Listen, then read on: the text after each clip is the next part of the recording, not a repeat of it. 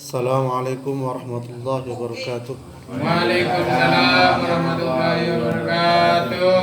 Innal hamdalillah nahmaduhu wa nasta'inuhu wa nastaghfiruh wa na'udzu billahi min shururi anfusina wa min sayyiati a'malina. Asyhadu an la ilaha illallah wahdahu la syarika lah wa asyhadu anna Muhammadan 'abduhu wa rasuluh. Amma ba'd. Rabbi shrah li sadri wa yassir li amri wahlul 'uqdatam min lisani yafqahu qawli. A'udzu bi kalimatillahi tammah min kulli syaitani wa hamah wa min kulli 'ainin lamah. Alhamdulillah, bersyukur kita kepada Allah Subhanahu wa taala atas segala nikmat yang diberikan kepada kita sekalian. Dan nikmat itu, nikmat yang Allah berikan kepada kita, andai kata kita menghitungnya, niscaya kita tidak akan dapat menghitungnya. Bapak-bapak sekalian yang dirahmati Allah, kita ketahui bersama bahwasanya saudara kita di lereng gunung Semeru mengalami musibah yang luar biasa, di mana korban juga begitu banyak. Para pekerja sulit untuk melarikan diri karena kejadiannya pun juga mendadak. Dan seorang anak pun juga ada yang gak tega meninggalkan ibunya, sehingga dia meninggal sambil berpelukan dengan ibunya. Masya Allah. Banyak kejadian-kejadian di lereng Semeru yang mungkin membuat inspirasi bagi kita, membuat pelajaran bagi kita sekalian. Kejadian seperti ini sebenarnya tidak sekali di Indonesia ini. Kita lihat kembali kisah tentang penduduk Legetang. Penduduk Legetang itu setidaknya di situ ada 332 jiwa. Ya. Apa kejadiannya? Ya. Itu tidak jauh berbeda dengan kejadian yang ada di Semeru. Ya. Jadi kejadiannya pada malam hari, ya, kurang lebih tanggal 17 April 1955, hujan turun sangat deras. Di mana? Di desa Legetang itu tadi.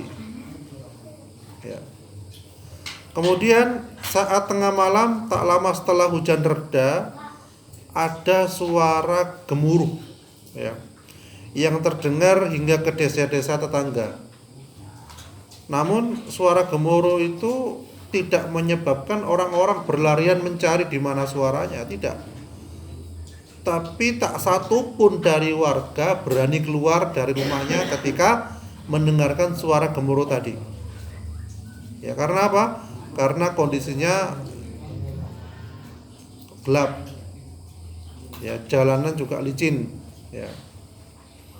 Akhirnya apa yang terjadi ketika pagi harinya, masyarakat yang ada di desa sekitar desa Dusun Legetang itu baru keluar.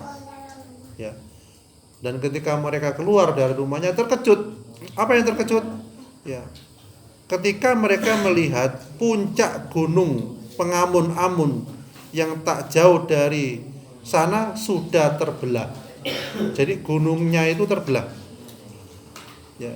Tapi mereka terkejut lagi manakala melihat Dusun Legetang yang 332 jiwa tadi itu sudah tertimbun tanah dan bahkan sudah menjadi sebuah bukit. Jadi gunungnya itu kayak diangkat, dia kayak di sini ya, ditumpahkan ke desa tadi itu, kayak sebuah bukit karena saking besarnya. Ya. Dengan kata lain, longsor dari gunung tadi itu telah mengubur seluruh warga di desa itu. Ya. Terus apa penyebabnya? Ya, kalau menurut beberapa riwayat, ya,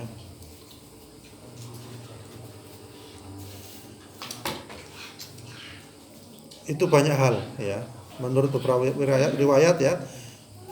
Jadi disampaikan sudah terjal kebiasaan masyarakat Dieng ya memperburuk potensi longsor karena memanfaatkan lereng terjal untuk pertanian. Jadi mereka menggunakan lahan itu untuk pertanian, padahal itu harusnya ditanami pohon-pohonan ya.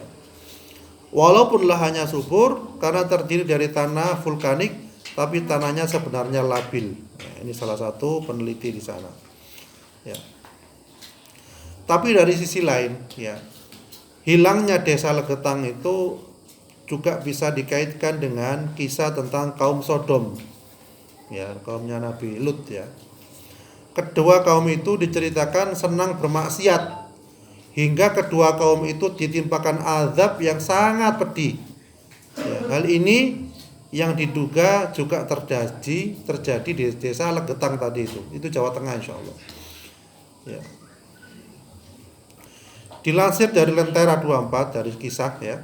Masyarakat di dusun Legetang itu pada umumnya ahli maksiat, naudzubillah. Perjudian, merajalela, ya. Kemudian tiap malam mereka itu mengadakan pentas lengger. Ya, pentas lengger ini disebut juga perzinaan, naudzubillah. Beragam kemaksiatan di sana terjadi antara anak dengan orang tuanya dan lain sebagainya, ya.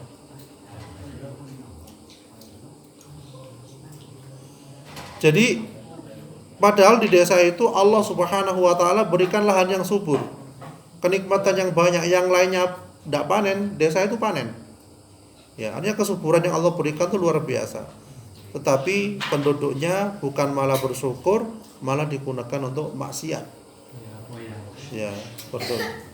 Sehingga ketika kemaksiatan terjadi di suatu tempat, kita harus cepat-cepat menyingkir. Karena apa? Khawatir Allah menimpakan azab di situ.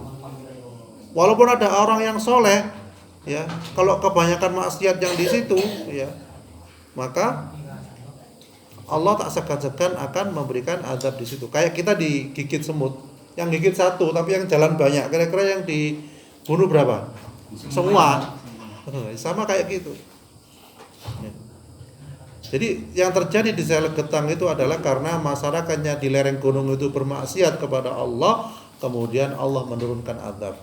Ya, dan alhamdulillah kita di sini masya Allah banyak pengajian ya. Semoga ini menunda atau meredam murkanya Allah Subhanahu wa taala. Begitu juga yang terjadi di Gunung Semeru. Ya. Yang pertama bisa jadi itu ujian, yang kedua bisa jadi azab. Karena apa?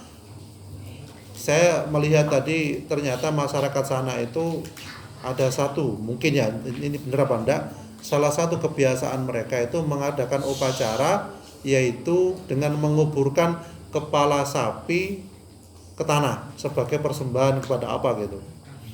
Ya. Panjenengan kalau dikasih kepala sapi mau enggak? Ya, mau kan? Daripada dikubur di dalam tanah, kan mubadzir. Innal badzirina kanu ikhwana syayatin. Ya, mubadzir temannya setan. Itu mereka kebiasaan seperti itu. Ya, dengan tujuan keselamatan padahal dalam mata Islam itu dinamakan syirik. Syirik itu memberikan persembahan kepada selain Allah, memberikan sandingan sajen kepada selain Allah. Ya. Kepala sapi. Kalau kita beli kepala sapi berapa sudah? Ya. Dimakan kita ini towok ya. Tobuk ya. Jadi gitu. Jadi itulah penyebab kenapa terjadinya bencana itu salah satunya adalah karena manusia syirik kepada Allah. Ya. Jadi kaum-kaum terdahulu oleh Allah diazab itu salah satunya juga karena syirik kepada Allah Subhanahu wa taala. Oleh karena itu, marilah kita semoga tidak terjadi pada diri kita memperbanyak istighfar. Astagfirullahaladzim. Ya, karena mungkin banyak isu akan terjadi tsunami di 8 titik ya, termasuk mana? 8 kecamatan ya. Wah. Kalau kita mendengar takut apa enggak? Ya mungkin ada yang takut, ada yang enggak. Terus apa yang kita lakukan? Apakah lari dari dunia ini menuju alam kubur ya? Nunggu waktunya gitu Pak ya. Yang kita lakukan adalah perbanyak istighfar. Istighfar ini mengurangi dosa-dosa kita dan insya Allah menjadikan meredam murkanya Allah Subhanahu wa taala ya. Semoga kita sekalian diselamatkan oleh Allah Subhanahu wa taala.